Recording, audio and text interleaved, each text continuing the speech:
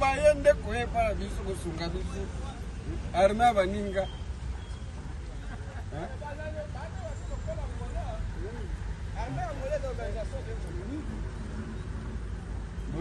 Arme baninga. Uomona logistique ya baninga. Logistique ya baninga renfort ya baninga. Bonjour les amis, aujourd'hui, Nalingaki na pesa bino actualité ya mokolo mwalelo comme d'habitude, votre artiste aimable que vous aimez beaucoup, là, qui vous donne des informations et de l'actualité en temps réel. Oyo azaka na intérêt à koko sate, mais comme étant celui qui sert la République et qui sert la nation congolaise, naza obligé na memela batu et loko oyo bakoki kozwa kotia na mutema parce que je m'adresse na bana mike, na ba mikolo, na ba papa, na ba maman, ba intellectuel, ba non intellectuel de par le monde entier. Alors yo congolais za kolandanga na Angola, Afrique du Sud, na Europe, na Asie, na Amérique, awa na Congo, na Mujimai, na Katanga, partout na Mbandaka, na ba Congo kuna, na Bandundu, na Kikwiti, partout. En tout cas, yeba que nayaka nde na ba vérité pour na kopesa bino. Lelo na lina banda eloko ya liboso na na pesa bino ezali boye. Coup de chapeau pour na message oyo na landi ministre ya justice Constant Mutamba oyo apesi mbela na ba bourgmestre nyonso ya RDC.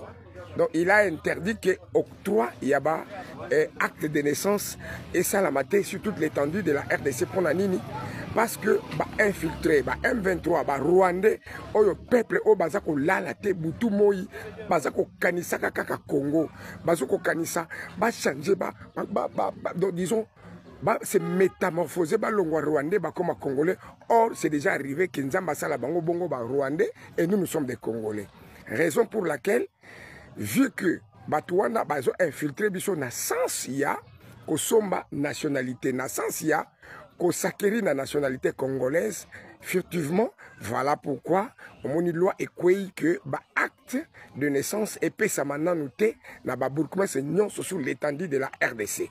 Ezali pour na papa maman oyo oboti yeba déjà que ekopé sa melabana na yo nanouté acte de naissance vu que infiltration ezala qui peut ezozala na outrance na kata RDC batwana bazali mayele belé ba batumgo ba ko kanisa makasi ba mayele pina makasi donc ils cherchent par quel moyen ba ko infiltrer la RDC. Voilà na longwe na actualité o wana je voudrais maintenant couper Sabino P actualité mususu concernant pré-accord au Tolandi. Les États-Unis d'Amérique bapesi des semaines pour la kosala eloko babengaka pré-accord. On a déjà signé qui accord de principe. L'accord de principe qui a été signé qui veut dire respect ya mboka to pays na pays nyonso et sengeli a respecter ba limite na eto ba frontière na ye. Mutu akoki kokota na mipaka ndenge batswahili balobaka ou bien na ba limite ya muninga. Vous voyez un peu ça. RDC na Rwanda bazana ba limite na bango. Donc esengeli Rwanda atikala na ngambu na ye, Congo pe atikala na ngambu na ye. Raison pour laquelle ils ont signé un accord de principe respectant les limites et les frontières de pays vers les autres pays. Maintenant un accord bako signé kala mingité on ba pesi plus ou moins 2 semaines dans les États-Unis d'Amérique. Ezali accord nini. Wana ça s'appelle les pré-accords. Celui qui est censé donner la paix na mboka oyo, c'est les États-Unis d'Amérique. Baninga mususu babano sepela mingi Russie aya, c'est vrai. Russie a très fort na armement. Mais na politique penza ya makasi. Non, il faut pas tirer attention avec les États-Unis d'Amérique. C'est pas pour rien, ils sont des superpuissances mondiales. C'est pas pour rien. Donc, ezali black té. Bazali superpuissance mondiale. Donc, je ne vante pas les États-Unis d'Amérique comme étant dire que, parce que Tozoli n'a pas dit non. Mais c'est que je sais que les États-Unis, Bangom Tubacha Kimia n'a pas payé Belo Oyoko Tangelanga, n'a pas Tangate. Moi, je vous donne l'exemple seulement, il y a Angola. Binomo Boyebi degré Angola, Bazalaka n'a pas de difficulté interne et externe. Oh, Salaki Mboula n'a pas belé, c'est lui qui avait pu mettre la paix.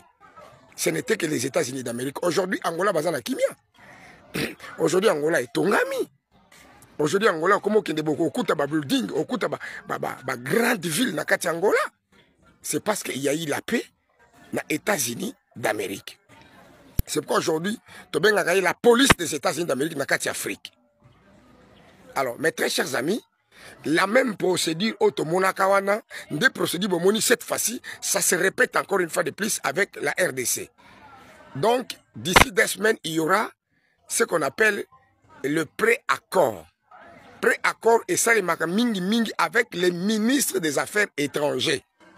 C'est-à-dire, le ministre des Affaires étrangères, il y a RDC, le ministre des Affaires étrangères, il y a Rwanda, et il y a Rwanda, Bakoya, Basangani. Mutu na mutu amemi cahier de charges nae. Or, parmi les cahier de charges, il y a ministre des Affaires étrangères, il y a Rwanda et Yebani. Rwanda Bazako Banga, comme ils prétendent que les FDLR Bazali na RDC, Bangonde Mtubako Sala Kenon, va soutenir FDLR pour créer coup d'état na Katia Rwanda. Paul Kagame étant déjà na perte de vitesse à Kobanga, donc à partir de Kobanga nae, il prétend que la RDC ou bien le FRDC va soutenir le FDLR et l'opposition pour bailler ba longolais ba limoger na pouvoir. Alors il faut maintenant ba rassurer bango kenon biso ndeto za wa biso ba congolais toko soutenir ba anani ba FDLR te toko soutenir ba opposant te pour être to sale coup d'état to limoger na pouvoir. Par peur, c'est ça. Donc, ils ont abandonné comme sous sabino. Et puis, je profite de l'occasion pour répondre, abonner nangai, ou poser une question artiste Youssoufou. Bongo, surtout, ndeko nangai Esther. Ndeko Esther, a komeli ngai alobi. Bongo, siko Rwanda, angona makamon, et continue, c'est que tout PCP parti à minerai. Ndeko Esther, na ebisho boye kobanga note kolelate. Accord ezali, accord de paix. C'est-à-dire, bango ba bangi ba koseli biso ke biso toko soutenir ba FDLR. Voilà pourquoi Amérique lobi bo signer kasimikanda ko lakisa ke bino boko soutenir FDLR te akolongwa na Congo te pour abongisa Rwanda. Voilà pourquoi le ministre des Affaires étrangères à Rwanda tango koya avec son cahier de charges. C'est juste pour na kolakisa ba biloko wana sécurité ya Paul Kagame ya gouvernement na bango ya régime na bango peut te base à la touchete. De notre côté, ministre Nabiso Azako Senga, applicabilité ya résolution 2773. Et salement, oyo ezako stipulé, ndenge na ebisaka bino nyonso ke, il faut tous les cas naba cantonnement, tous les cas naba quoi ça, naba démobilisation, tous les cas naba cesser le fait, c'est-à-dire balongo la M23 AFC, donc banguna nyonso ba groupe rebelle balongwa sur le sol congolais. Une fois bah respecter le Kowana ndesiko boyoki nani voilà ndesiko boyoki d'un message ya Massad Bolos na porte-parole lelo na tongo donc ba 4 à 5 heures ngana landi yango d'après ba source a Pesimbela alobi boye accord à mon côté et co-signamé entre la RDC et le Rwanda aussi longtemps que ba M23 ba rebelle ba groupe armé bazako occupé les sols congolais. Nous avons beaucoup acclamé ça. Nous avons beaucoup félicité ce message-là. En tout cas, et Salibiso bien makasi pour un message Oyo, Massad Bolos et les porte-parole des États-Unis d'Amérique à Otikoloba concernant l'accord de la paix. Donc, pré-accord, c'est-à-dire pré-accord et que ça les dans 2 semaines ici, c'est-à-dire qu'on tomber vers les 16, les 17, les 18, Babylone modèle Luana. Là, à ce moment-là, il y aura les 2 ministres, c'est-à-dire les 2 ministres, les ministres des Affaires étrangères congolais et les ministres des Affaires étrangères rwandais. Ils vont être autour d'une même table pour signer l'accord de paix. Vous voyez un peu ça. À part ça, na juin, c'est alors qu'il y aura un autre accord. Et qu'on a l'accord entre les 3 homologues, on a eu et qu'on a l'accord, il y a minerai stratégique entre les États-Unis d'Amérique et la RDC, et puis et qu'on a l'accord de paix entre Paul Kagame et Félix Antoine Tshisekedi Tshilombo. Ils vont signer un dernier accord donc, pour finaliser la paix entre le Rwanda et quoi ça, la RDC. Ça sera une paix durable qui va rester comme ça, historique. À moins que va respecter Yango. Ceux qui peuvent respecter Yango, makambo ko perkite toujours. Et là, comme on a ko bo sanate, États-Unis d'Amérique a petit peu mbela à lobby à gangi, to la nyango pe lisusu à lobby, il faut bakanga criminel économique nous sur RDC depuis 30 ans. O ba renya na mboka oyo, c'est-à-dire ba Joseph Kabila, ba Shadari, donc ba tebele même na ba régime ya Félix Antoine Tshisekedi ba o ba zoko yiba mbongo ya l'état, il faut ba kanga bango. Donc beaucoup mon ali c'est l'équipe de Moulaï ba ko kanga ba tebele. Abonnez-vous massivement, abonnez-vous s'il vous plaît, abonnez-vous, c'est l'artiste Youssouf Kalonji na Pesibino News pour la journée à l'élo. Je vous aime bien. Bye bye. Surtout bande kwa